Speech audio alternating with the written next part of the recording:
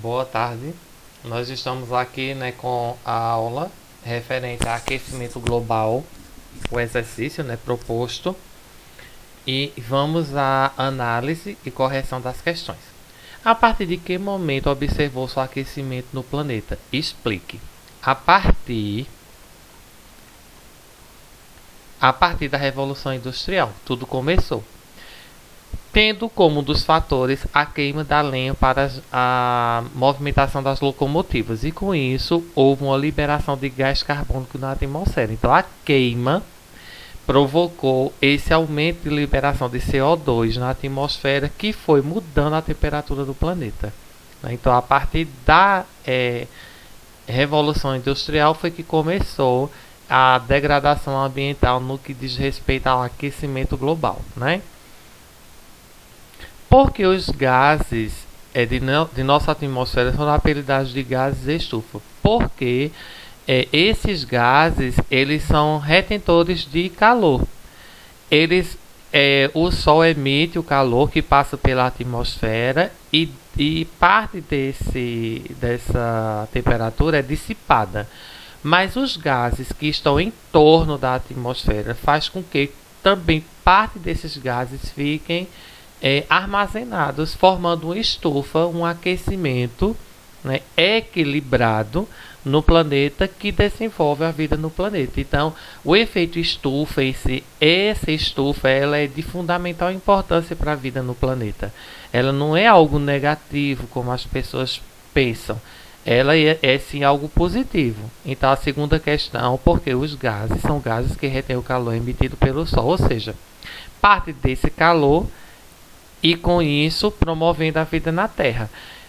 O que é negativo é a emissão excessiva desses gases na atmosfera, que aí retém calor demais, absorve calor demais, mas absorvendo equilibradamente é positivo.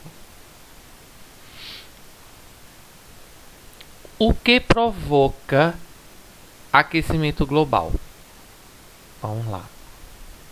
A liberação exagerada desses gases na atmosfera, como foi falado, né? Liberar metano demais, liberar CO2 demais, liberar nitrito demais. Então, tudo isso, esses gases que eu citei, são gases retentores de calor. Então, a partir do momento em que há muita queima, há muita combustão, dentro das indústrias, muita queima de fósseis, vegetais e animais, e aí há um aumento de liberação de CO2 que vai provocar isso, além dos metanos, né, que são os lixões, o próprio poluente a partir dos dejetos animais, porque aqui no Brasil, por exemplo, nós temos uma cabeça de gado por pessoa, é muito bicho, entendeu? Nessas produções de exportação e importação de carnes. Então, assim, isso tudo favorece o aquecimento, porque o excremento animal ele libera litros e litros de metano na atmosfera, além de outros associados, que são os lixos caseiros, os aterros, como eu falei, e o nitrito também, que são justamente colocados nas geladeiras, no tudo que é aerosol, ou mesmo tudo que diz respeito à refrigeração, ar-condicionados, aquecedores, tudo isso tem a ver com a liberação de nitrito. Então, isso em grande excesso, esses gases que já são retentores naturais, eles retêm ainda mais, e aí vai provocar um aquecimento exagerado da Terra, né? Do planeta. O que seriam as atividades antrópicas? Toda atividade de ação humana. São todas as atividades do homem sobre o planeta. As queimadas, a industrialização, os automóveis, a utilização de automóveis, a queima de combustível, todas as atividades produtivas e exageros essa influência humana são chamadas de atividades antrópicas. Quinta questão. Quais os gases que estão provocando o aquecimento global? Fale sobre cada um deles. Os gases são esses, o CO2, né, que é o gás carbônico, que ele é o que vem realmente sendo mais liberado na atmosfera, por isso que é o primeiro da lista, né? Então, esse gás é um retentor natural de calor. Então, com as queimadas, até a própria devastação dos mares, por exemplo, todo e qualquer espécie vegetal faz a sintetização, né, do que é do gás do carbono em excesso. Então as plantas fazem a síntese desse gás, as algas. Então, deixando de ter essa vegetação, deixando de ter as algas nos mares, então essa retenção de calor em excesso que são retidos pela a natureza deixa de existir e aí fica se proliferando cada vez mais na atmosfera e aquecendo, né? Porque é uma cadeia, tem que ter uma cadeia equilibrada. O CH4, que na realidade é o metano, né, que são os aterros, os lixões e a pecuária, estão liberando muito metano, litros de metano, como eu falei, né, nos grandes rebanhos bovinos, caprinos, suínos, né, que nós temos. O óxido nitrito, que está presente nos fertilizantes, na industrialização, os materiais fósseis, né, que são a combustão, que são combustíveis que são utilizados nos transportes de um modo geral. Os CF6, né, que é tudo que é liberado, que são os nitritos, né, na parte de refrigerações. E tem os associados que estão sendo colocados no lugar dos CF6, mas que também são retentores fortes de calor. Não agride a camada de ozônio, mas em contrapartida aumenta o calor na atmosfera, que é o hidróxido de carbono que retém demais o calor, e o perfluxo de carbono também, que é um retentor forte de calor em sua natureza. Então, assim, não agride um lado, mas agride o outro, né? Tem esses dois lados aí, o positivo e o negativo. Cite os efeitos do aumento da temperatura global e faça uma síntese geral desses tópicos. Os efeitos primeiro, o mais drástico de todos é os derretimentos das geleiras, porque com isso vai haver os alagamentos, as cidades costeiras podem desaparecer, ilhas também já desapareceram, né? E com isso, essas regiões desapareceram, então vai haver uma deslocação, um deslocamento, né, em massa populacional, que são as migrações populacionais.